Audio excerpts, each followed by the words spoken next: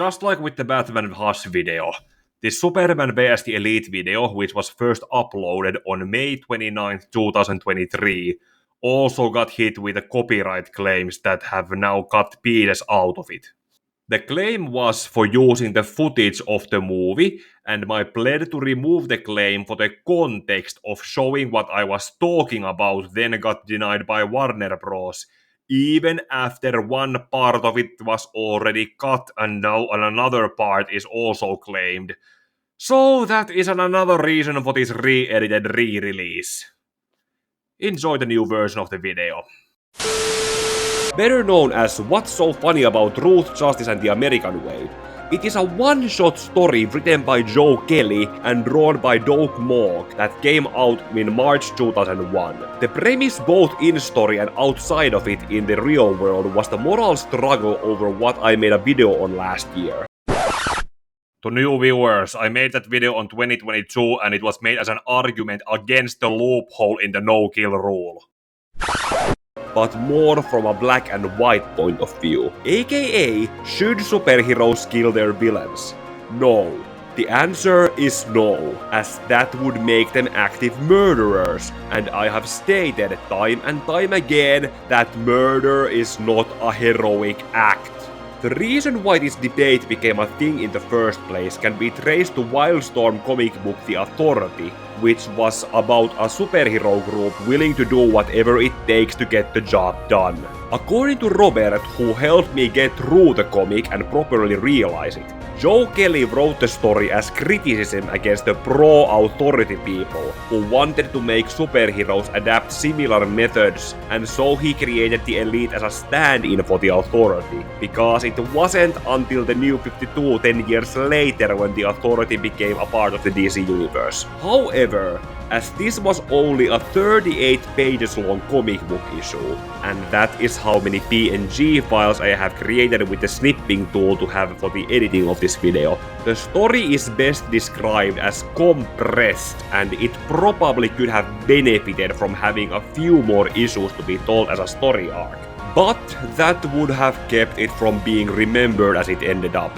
A short and dynamic comic book issue that made its point and everyone, or the majority of its reader base, agreed with it. As I said, it is the compressed format that could be criticized the most here, along with some other things. So adapting it into a 76-minute animated movie was probably approved for a chance to retell it with more depth and room to breathe in. With that being said, let's get over the comic book issue so I can talk about it with more added context. And as usual, here are the time codes in case you want to skip to some other part of the video. The story opens showing Superman responding to a terrorist attack he caught with his super hearing happening in Libya, only to arrive too late to the scene where extreme prejudice has been used to finish the situation, in which a giant cyber gorilla attacking Tripoli has been killed, and the death toll is later reported to be at least 2,000 people. An unseen group calling themselves the Elite takes credit for the action, and the response to it is mixed. When the end result is 2,000 dead in Collateral, and it is called saving the day, it shouldn't even be called a bittersweet victory. In Libya, Clark Kent reports what he has been able to discover about the incident, and Jack Ryder, aka the superhero Creeper, is thrown under the bus as a straw man to approve what the Elite and their leader Manchester Black have done. And I say this while admitting that while I might not know much about Jack Ryder's characterization, but if this is how he is introduced, then it is no wonder how DC seems to have lately begun to ignore that he is also supposed to be the Creeper. Take his small role in the Arkham games, for example, where he could have saved himself from all the trouble he ended up in by just turning into Creeper. Back to the comic, which by this one-page cameo is established to have taken place during Lex Luthor's presidency, where President Luthor is briefed on the Elite's actions and power levels by Amanda Waller, who was his Secretary of Meta-Human Affairs at the time. So as the Elite has not done anything on the American soil yet, President Luthor decides to wait and see how this goes down on Superman's watch, and just decides to release a statement on condemning their committed violence. In the following scene, Superman is shown working with John Henry Irons, aka Steel, to work on the forensics of the Libyan incident in the Fortress of Solitude, and not being able to find any traces of how the Elite came to and left from the scene.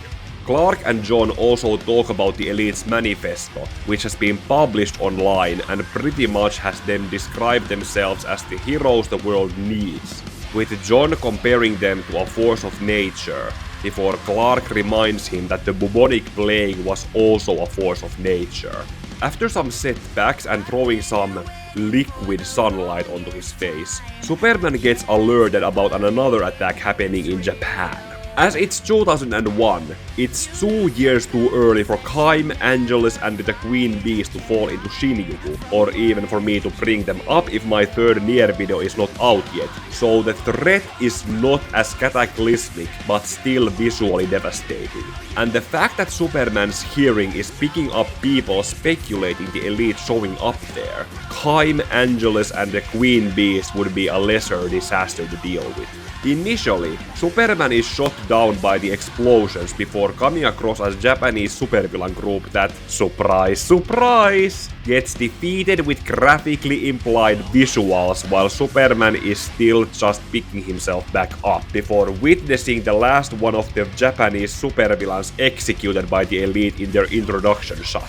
Their leader, Manchester Black, greets Superman with a rather apathetic mood before inviting him into their floating bacteria colony fortress ship. On board, they examine Superman for any residual from the Japanese villains, whom Black explains to have been acting with an isolationist government faction with, let's go with some ambiguous intentions that we only have the Elite's word for. Superman naturally questions if that was really necessary to respond with extreme prejudice.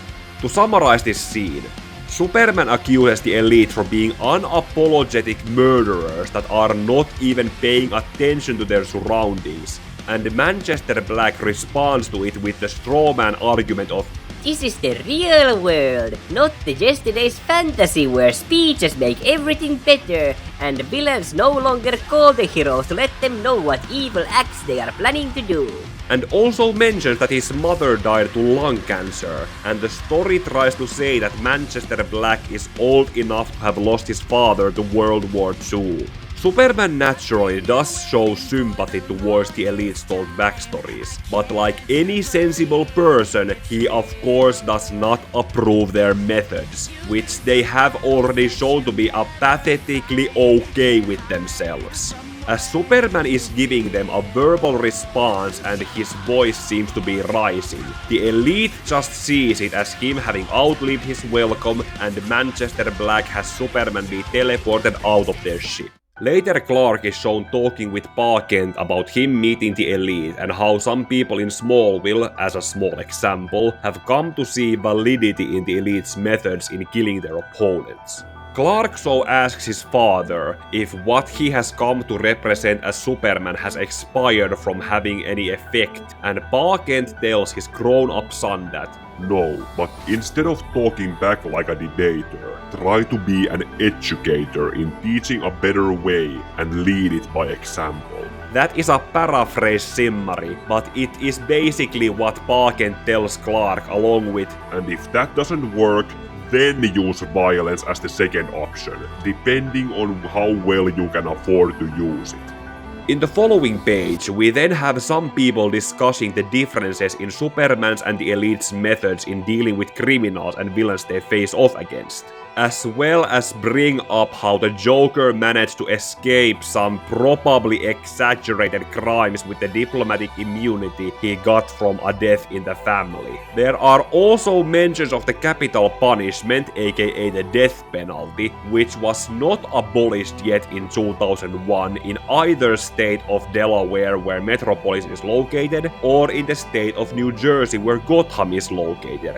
But it is brushed aside, because due process and government-sanctioned executions are not seen as the same thing as superheroes being hardcore 90s anti-heroes. While Superman listens to these conversations, he then comes across these men in black ripoffs, to put it mildly, causing a scene that he is able to deal without any loss of life. Then the Elite shows up, unimpressed, and asks Superman what he plans to do with the men in black ripoffs next, which Superman explains as a clear step-by-step due process sequence, involving the Justice League helping him investigate who the men in black ripoffs were working for, and Manchester Black calls him an idiot for believing in the due process. He tries to explain it by claiming that the men in black ripoffs are a part of an untouchable alien immigration organization that also sells the aliens to the highest bidder as weapons without any evidence, outside of the word of one of their own, and that putting the men in black ripoffs through the system would only lead to them still working from the inside, meaning that they should be killed here and now, which Superman naturally protests against and says that he can catch them time and time again until the men in black ripoffs stop trying. Manchester Black doesn't even pretend to be surprised before telling one of his people to do his thing, and Superman responds to it by trying to stop it with violence, just as Kent told him to do. Superman's attack against the Elite is recorded with their floating cameras, and they then leave, with Manchester Black passively declaring Superman as their enemy now, whom they are going to kill like all their other enemies before now. That night, Clark and Lois are unable to sleep with the Elite's threat now looming above them if the Elite decides to come after Superman with lethal intentions. As his wife, Lois is naturally worried for Clark's safety, while also questioning why he can't bring the Justice League to back him up. Clark's response is that this is about the Elite coming after Superman, not the Justice League, and Lois reminds Clark that he was the one who went after the Elite first. The remainder of their discussion is best described as discussion on the moral gap between Superman's and the Elite's methods, without even going over the pros and cons of both. Wait until we get to the review part, and eventually they go to sleep, with the last thing on their mind being if the debate is worth dying for. In the morning, Clark gets up ahead of Lois and leaves her a note before heading out to face the Elite. Before anything happens in their arrival, Superman requests that whatever they plan to do shouldn't happen in Metropolis, which Manchester Black agrees to respect as his last wish, while also letting Clark know that they are going to livestream his execution. The Elite transports them all to Jupiter's moon Io,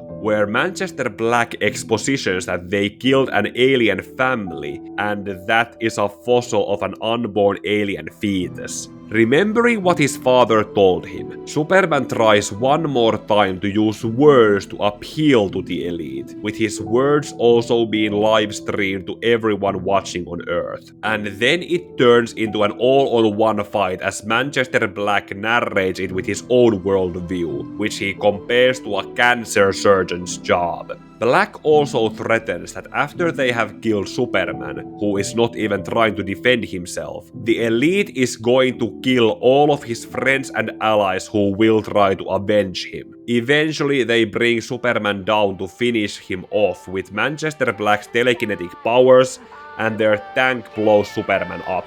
However, when the Elite is leaving the moon with the remains of Superman's cape, Superman's voice begins to boom in the air around them, in telling them he no longer sees them as people with human rights. And so the Elite's numbers begin to fall one by one, as Superman uses stealth methods that Batman would probably think of, until Manchester Black is the last man standing.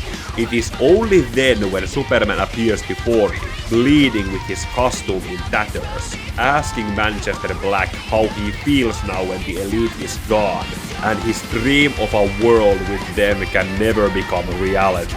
As Black prepares to physically show him what he thinks, Superman shuts him down with his heat vision flashing in his eyes, which then causes Black's powers to stop working, with a sinister glee on his face. Superman explains that he used his heat vision combined with his telescopic and X-ray visions to scan Manchester Black's brain, found the part of it that was used to control his powers, and like a surgeon Black spoke of earlier, cut out the part that made Manchester Black a telepath and a telekinetic. As Manchester Black feels his world shattered, he turns to the camera still live streaming them to Earth to rant about everyone having witnessed how Superman has become a hypocrite in abandoning the values he preached about earlier.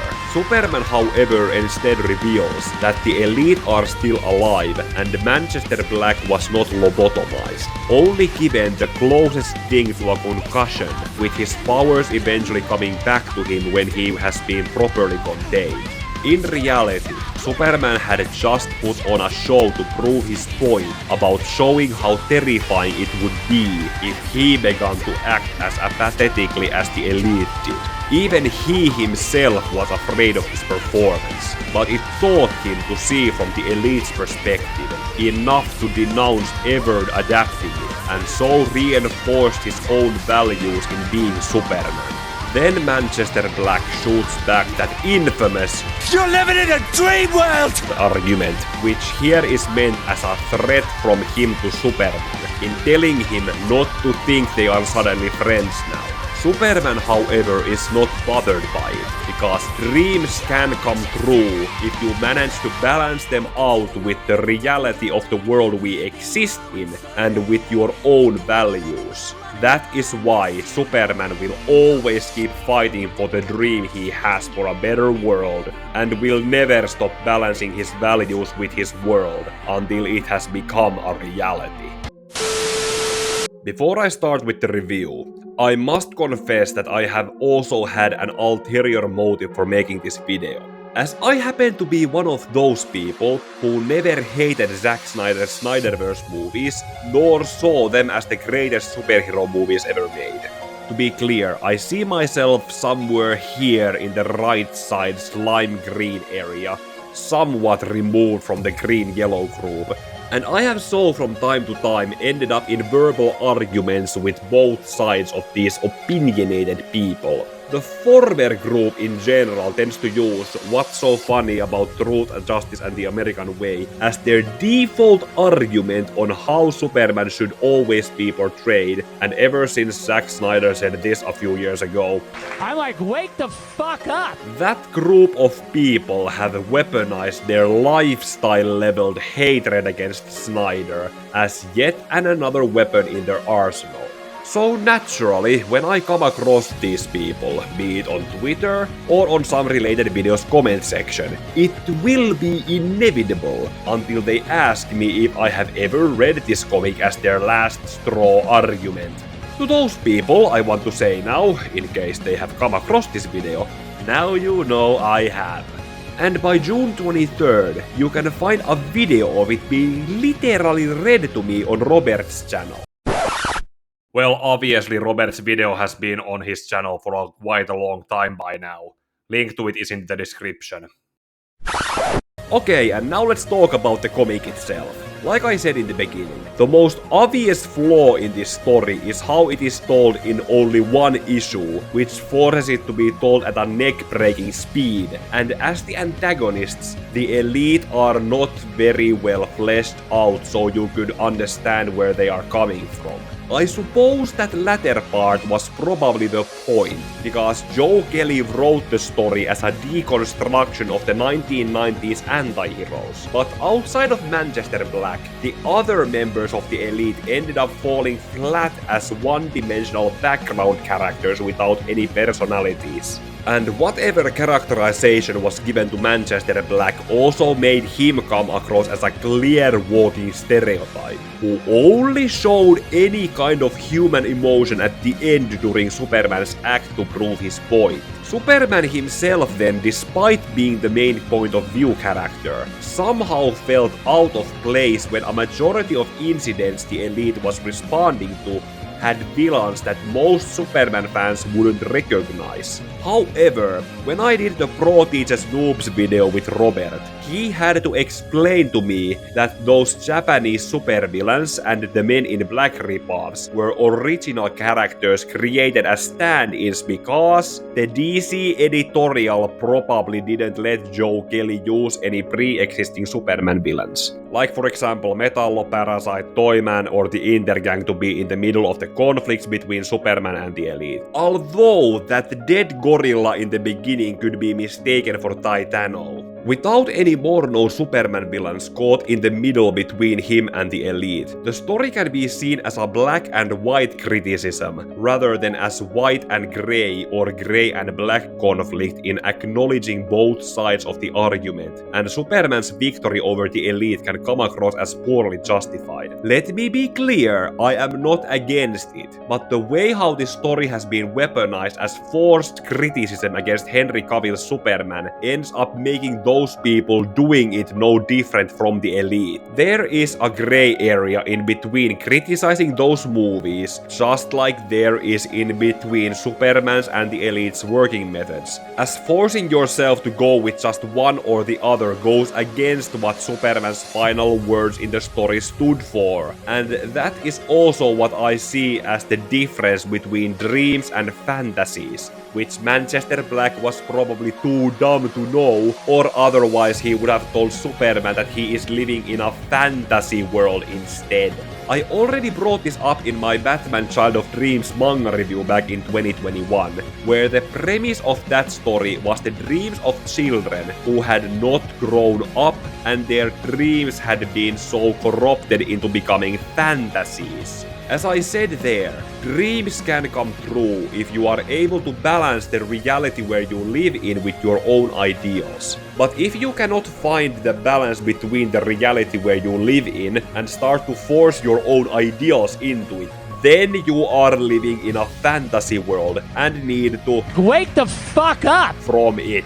Also, in case someone in the audience decides to accuse me for being too far on the right of this scale, here is a quick list of legitimate complaints I had with Batman v Superman Dawn of Justice Ultimate Edition from the 5-part review I did. At the time of the re-editing of this video, 3 out of the 5 videos in my review on Batman v Superman Dawn of Justice the Ultimate Edition have been unlisted due to them getting copyright claimed. I will probably re-edit those videos into better form sometime in the future, but by now you can only watch part 1 and part 5 of them. But otherwise, the list you're going to see now, that is shown in part 5, so you can still go and watch that.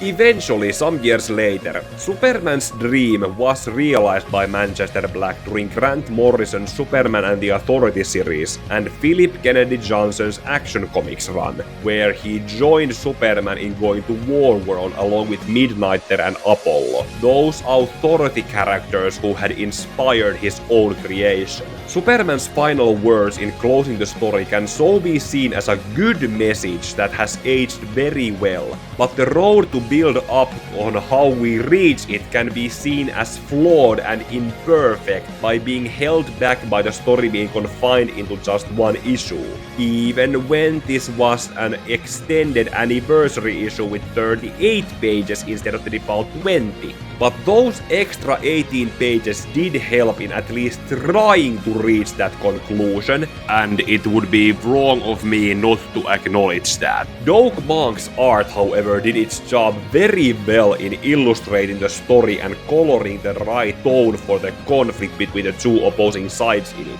It portrayed a very clear picture on how this was the beginning of the 21st century and not the world of yesterday that the Elite claimed was behind us. That helped make up for those few shortcomings the story had in showing that Superman with his values are still needed in this new world, and that is what helped What's So Funny About Truth, Justice and the American Way stand on its own merits after its publication to be remembered all the way until the animated movie was made. And the animated adaptation then gave the story another boost in being shared to a wider audience. Its message can and should be recognized as something that is needed today, but the flaws in it, like the disregard for a grey area and a middle ground between Superman's and the Elite's points of view, are what then end up inviting misaimed fandoms to see the story as something that it was never intended to be in the first place. As Joe Kelly was brought back to write the animated movie, he was so given a chance to expand his own original story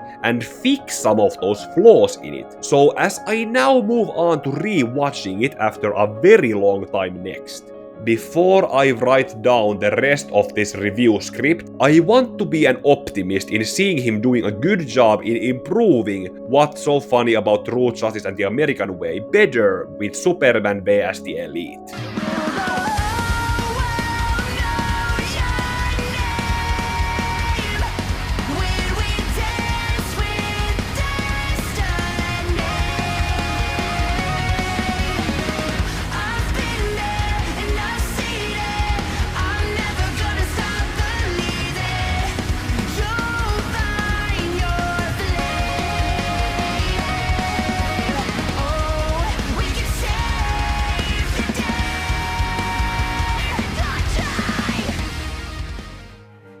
The first time I saw this movie was when it came out back in 2012. Sometime before I was shipped to serve my time in the Finnish Defense Forces. So whatever impressions I had gotten at the time were eventually buried under all the training at the boot camp, which so made my rewatch of it a decade later for this video a refreshing viewing experience.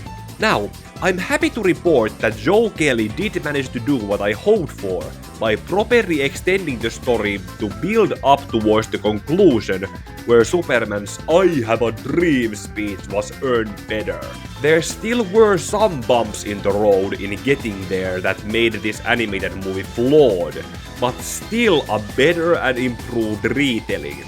The first few improvements I must acknowledge are the opening 15 minutes, which are used to properly set up what the state of the world is. At what point of his career Clark is as Superman, and the Elite are properly introduced as no longer apathetic stereotypes, but rather they start out with more noble ambitions, while Manchester Black prioritize in them needing to make a good first impression when they meet Superman.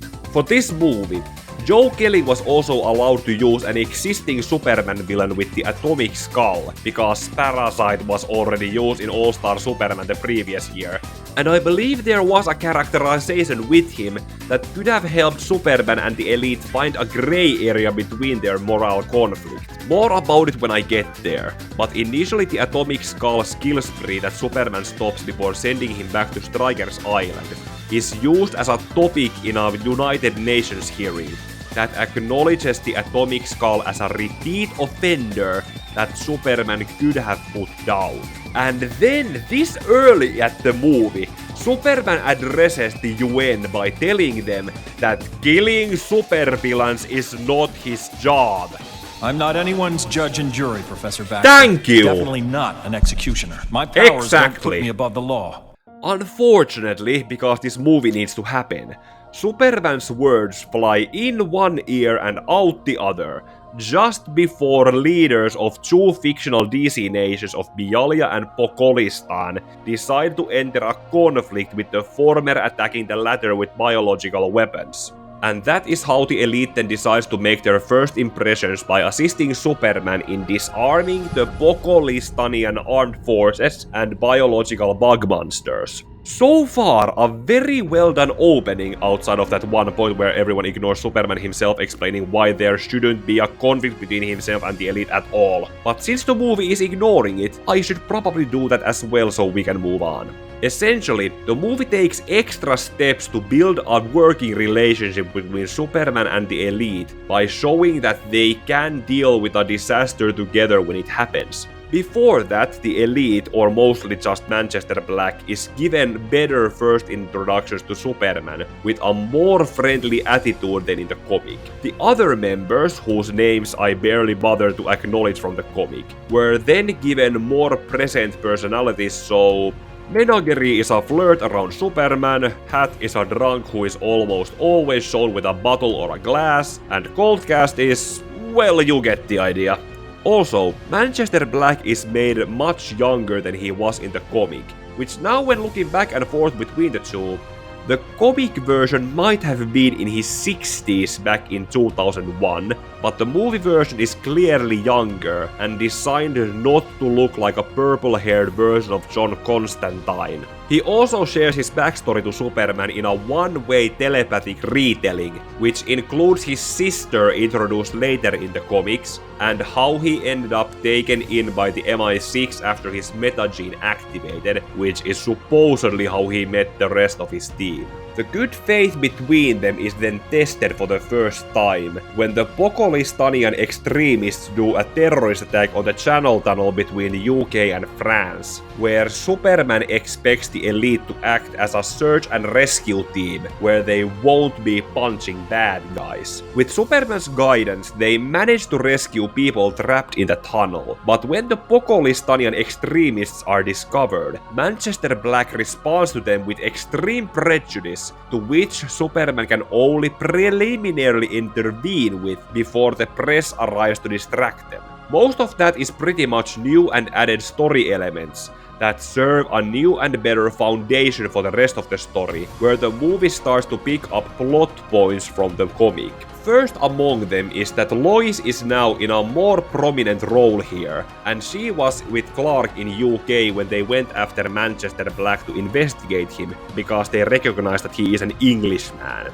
She also replaces Steel by being with Clark when Manchester Black shares his manifesto and introduces his team to the world as the Elite. Also, along with Steel, Jack Ryder and President Luthor have been omitted out of the movie's retelling of the story. Instead of posting a readable manifesto online, Manchester Black livestreams himself in telling the world to be good or else the Elite will come after those who are bad. While the people of Metropolis and some parts of the world cheer at the Elite, probably because of Manchester's charming delivery, they are shown to be interrogating those Pokolistanian extremists with methods that probably go against the Geneva Convention and can be seen as a human rights violation. Later, Superman is shown trying to track down the Elite from Fortress of Solitude like in the comic, and Lois is there with him in Steel's place. Also, this scene establishes the presence of the Superman robots who will be important later. Just like in the comic, Superman questions if the world has moved on from his values from Lois, before he gets a similar alert about something happening in Bialya instead of Japan. There, while fighting to disarm the Bialyan soldiers, Superman is then caught off guard and weakened like he was in the comic, but he is still lucid enough to witness as the Elite ends up committing war crimes by killing the soldiers at their mercy. Let me remind you, in a war when it's kill or be killed, it is justified when the soldiers are on an equal ground. But if you manage to defeat enemy soldiers and subdue them without killing them in self-defense, then you have them as prisoners of war, and executing them is a war crime. And what the Elite is doing in disposing the Bialyan forces in this fashion might as well be like releasing white phosphorus in Dubai. Damn, I need to play Spec Ops The Line on a stream one of these days. I have the footage, and I am also working on a video on that game. Pretty much like in the comic, the Elite brings Superman into their ship to recharge his powers, and there he tries to talk with Manchester Black, with a little more restraint than he had in the comic. Since the introductions and backstories were dealt with already, Manchester Black's arguments back to Superman are backed up with news broadcasts reporting the conflict between Bialya and Pokolistan. whose actions Superman has a hard time explaining how to deal with his methods, when the elite's more pragmatic methods are easier and faster. Before Superman gets to call the elite for committing war crimes or pointing out that they are inspiring more potential killers like them, he is then kicked out from their ship unceremoniously like in the comic. In between Clark going to see his parents in Smallville, Lois is approached by Manchester Black's sister Vera, who still works for MI6 and shares with Lois her version of her brother's supposed origin story. And we are then reminded that Atomic Skull is still in the movie, held in a cell siphoning his atomic powers as electricity to power Stryker's Island prison. There were actually more scenes like it before, one where he looked at his hands while sitting in the cell while being siphoned and saying this. This isn't human. That makes me think about the possibility that Atomic Skull might be in a similar mindset I theorized for the Joker in The Killing Joke. Meaning, could it be possible that Atomic Skull wants to die because he knows the form he is living as is not living? In his first scene when fighting Superman, Atomic Skull said that gene bomb that created me, it's still going off. So, as he then breaks out from Strikers by overloading the generator to go on another killing spree to draw Superman to come after him, Atomic Skull could be working towards his own death, because he knows Superman is the only one strong enough who could kill him. And the more people he kills before that happens, the more justified it would be to have him be put down. But even if that was the case, that is not an aspect the movie wants to focus on, and so the Atomic Skull is portrayed more as an irredeemable monster that Manchester Black eventually puts down. That is built up to rather well, with the elite responding to Atomic Skull's rampage first, and none of their attacks do any damage on him until Superman arrives to coach them on what to do. Before they manage to restrain Atomic Skull, however, he manages to pull off an area of effect attack that is only shown to kill one specific person. A previously established supporter of Superman, whose son is a fan of the elite. So once the Atomic Skull is defeated and Superman says he is to be taken back to Strikers, everyone takes the elite's side in demanding for the execution of Atomic Skull right then and there. This would be like if onlookers witnessing an arrest would be begging for the arresting officers to execute the criminal. And I do not want to make any real-world comparisons to this. I do acknowledge that it is meant to be portrayed as the wrong thing to do, but Superman himself is still kept from telling these people what he said earlier in the movie when asked why he didn't put Atomic Skull down earlier. Even when this movie is probably set in its publication year of 2012, aka 4 years before the state of Delaware where Metropolis is located abolished the death penalty, I doubt that Joe Kelly could have written in a third option, where this group of onlookers could have included a district attorney, a judge, and the governor of Delaware, who would have allowed killing of the Atomic Skull as a state-sanctioned execution. That would have been silly, but knowing that Atomic Skull is a repeat offender who just recently escaped from prison, surely his next incarceration would have made his case be re-evaluated and change his prison sentence to put him into death row, right? Well, of course not. That would have made too much sense. Instead, the son of that Superman supporter who was killed and is a fan of the elite tearfully begs for the Atomic Skull to be killed. This is what I choose to name as the movies. The story moves the characters instead of the characters moving the story section, because it could have been avoided if these people remembered what Superman said earlier in the movie and blamed the system for not giving the Atomic Skull the death sentence earlier. I know I asked for Superman villains to be put in between Superman and the elite's moral conflict, and I think the nicest thing I can tell Joe Kelly for his efforts here is, At least you tried.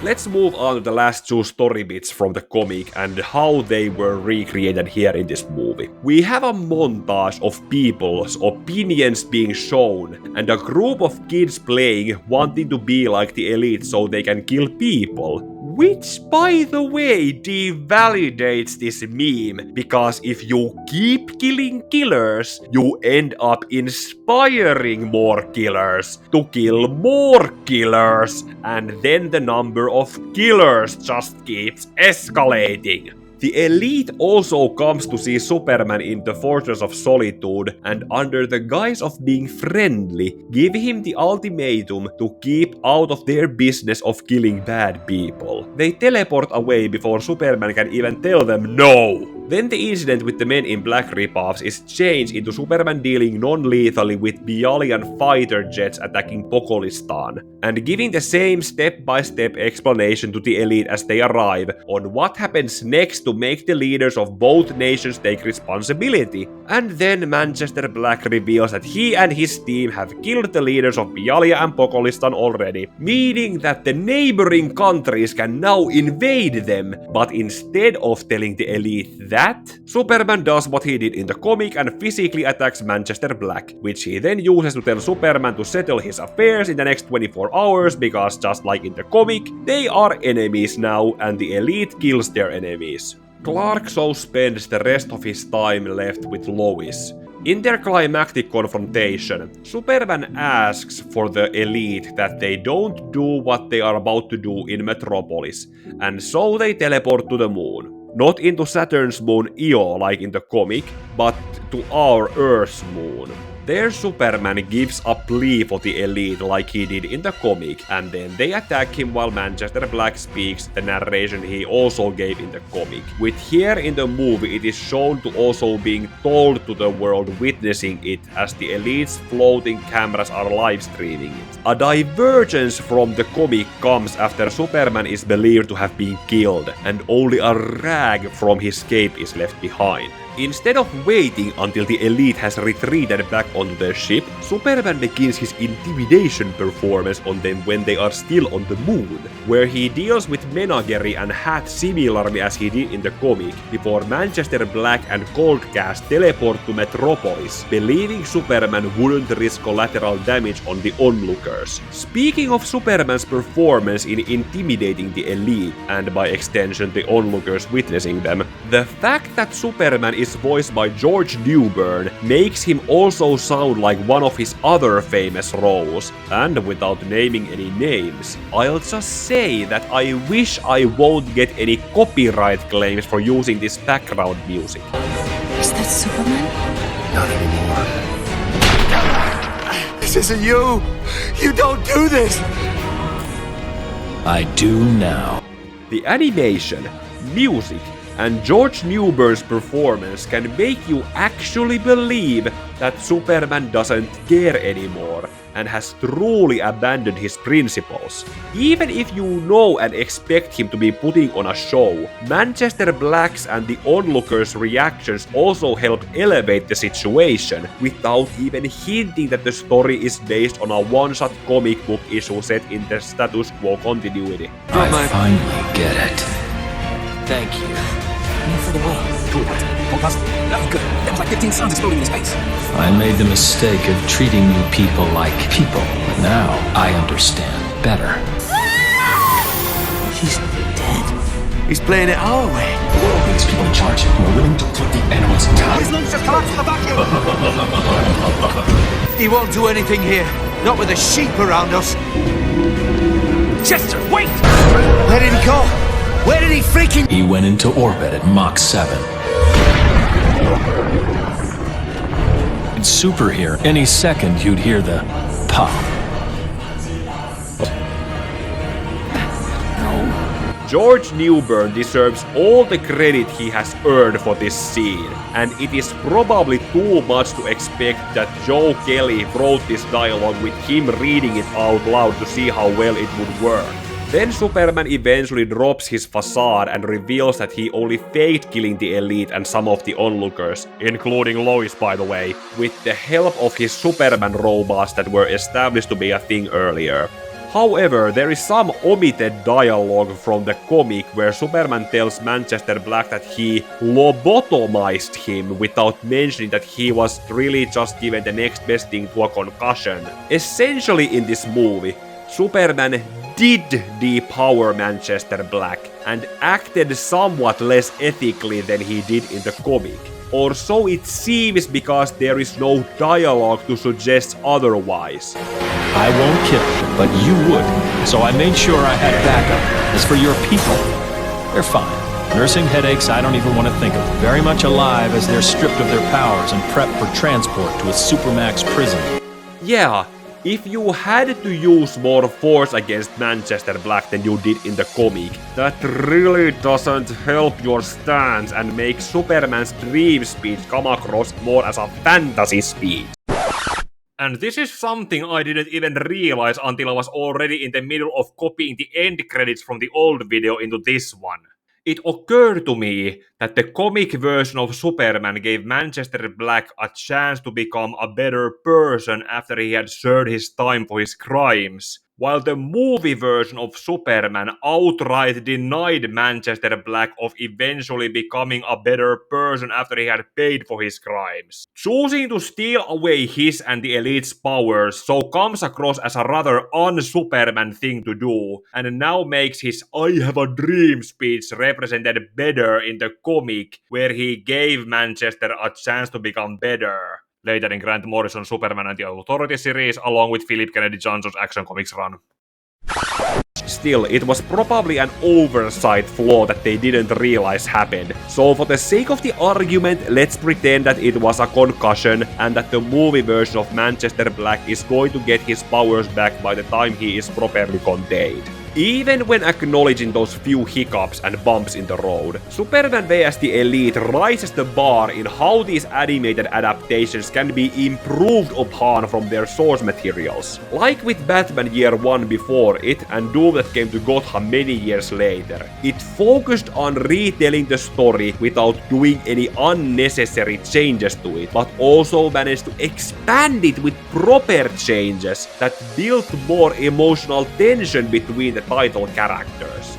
There is something else that Joe Kelly was wise enough to add for the movie. He acknowledged that both sides had a point, where Superman was the one practicing his no-kill policy with restraint and knowledge of executing criminals not being his job, and the Elite were portrayed as misguided pragmatists that Superman tried and failed to guide into a better direction. This made the story better from the condescended Superman is automatically on the right narrative from What's So Funny About True Justice and the American Way. Casting-wise, I already spoke highly on George Newbern doing an amazing job as Superman while also channeling Sephiroth, and what he probably also used for Injustice Superman a year later when that game came out. Manchester Black was voiced by Robin Atkin Downes, whom I am aware of being a native Englishman, but his British accent must have become somewhat distilled over all the other roles he has also voiced, and apparently Manchester Black's accent was something that other people have criticized as well. The other characters in the movie were pretty much stock characters, like D. Bradley Baker as Atomic Skull, but with Lois Lane, she was clearly cast with star power attraction in mind with Pauli Perret, seeing how she was somewhat popular at the time of the publication for her role as Abby Sciuto in NCIS. Point is, you have to protect your S. The world is always watching Superman. Exclusive. If she knows anything, I'm the Martian Manhunter. Okay, like with my previous re-upload on Batman Hush, this is the point where I would be announcing what videos I'm going to be making next, of which I originally said in this video are already out. So, I'll announce in this re-upload that the Dark Knight Returns video has been cut into 2 videos, similar to how the movie adaptation was, and the Wonder Woman Bloodlines review is still being written, same as with the Green Lantern Secret Origin / 2011 movies comparison review. As for that Spec Ops The Line video I referenced in this re-edit, I am working on a script to talk about it, but I'm not that much in a hurry to get it out yet. While I'm still working on them, I'm also doing gaming streams to test what video game OSTs to use in my videos as background music, and thanks to this poll I did, I'm currently going through the Dead Space remake and then moving on to the Resident Evil 2 remake after I finish it. So, for the YouTube algorithm, like this re-upload of my Superman vs the Elite video, comment on it what you think about the comic and the movie, even copy your old comments from the old video if you want, share it for more people to see, and subscribe to my channel for those other upcoming videos. Also, ding the bell to be alerted for my gaming streams to be able to chat with me, and may your heart be your guiding key.